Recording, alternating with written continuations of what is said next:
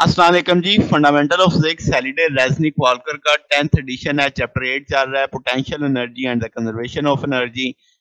अब क्या है जी, एक कुकी जा रहा है जो मूव अप कर रहा है 40 डिग्री की इंक्लाइन पे। वो कहता है 55 centimetre from the bottom the incline measured from long the incline jar has the speed 1.4 metre per second. ठीक है, यहाँ पे मान लो कि ये 55 सेंटीमीटर पे इसकी 1.4 है। कोफिशिएंट ऑफ काइनेटिक फ्रिक्शन कितना है? 0.15। अच्छा, how much further the incline, वो कहता है इससे मजीद कितना ऊपर जाएगा। ठीक है, how fast will be going the slide back, और वो कहता है जब वो वापिस आएगा तो बॉटम पे उसकी स्पीड कितनी होगी। ठीक है, ये बी पार्ट के लिए बनाया है। कहता है क्या आपका आंसर बढ़ेगा, कम होगा या सेम रहेगा अगर कोफिशिएंट ऑफ काइनेटिक फ्रिक्शन जो है वो आपके पास डिक्रीज कर जाए। दोनों बातें देखते हैं। सबसे पहले तो है कितना ऊपर जाएगा, तो पहले हम कहेंगे कि भई एनर्जी कंजर्वेशन का टूल ले लेंगे। हमें इब्तिदाई काइनेटिक एनर्जी से देखेंगे, फिर हमें उसकी दूरी निकाल सकते हैं।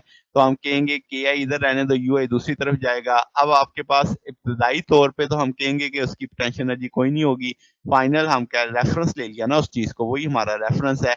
तो यू आई 0 मान लिया। इसी तरीके से के एफ, क्योंकि वो रुकेगा ऊपर जाके एक जगह, तो फाइनली तो रुकना ही है उसने, तो वो के एफ 0 हो जाएगी। फिर आप ई थर्मल को एफ के डी लिख सकते हो। एफ के यहाँ से लिखा जा सकता है mu k m g cos of theta.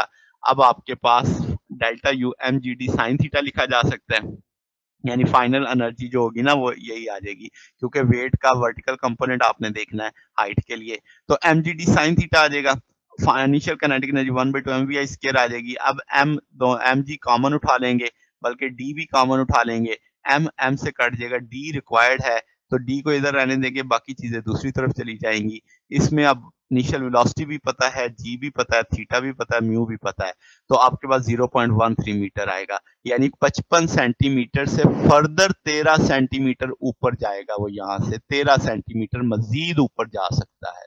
फिर क्या जनाब, वो कहता है कि अगर हाउ फास्ट स्लाइड बैक, अब वो 13 सेंटीमीटर ऊपर चला गया, पहले से वो 55 सेंटीमीटर था, तो टोटल कितना हो गया 68 सेंटीमीटर, यानी 0.68 मीटर। अब वहां से उसने वापिस आना है।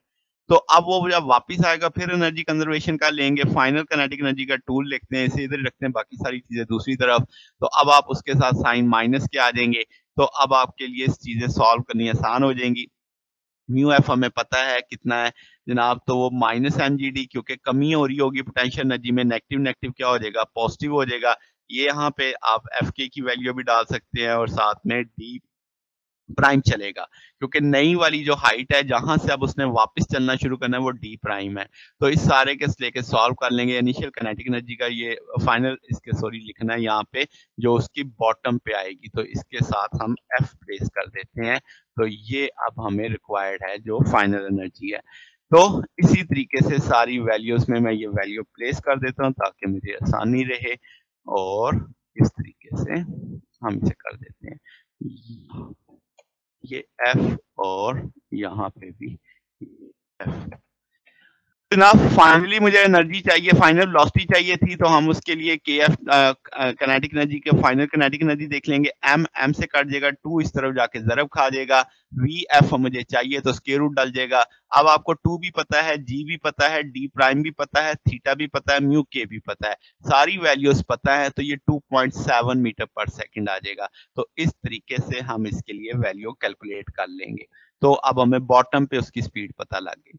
फिर क्या, अगर आप देखेंगे उसने पूछा था क्या आपके आंसर बदलेंगे अगर किनेटिक फ्रिक्शन कम हो जाए, तो अगर हम देखेंगे जो हमने पहला पार्ट निकाला था उसमें डी का ये फार्मूला था।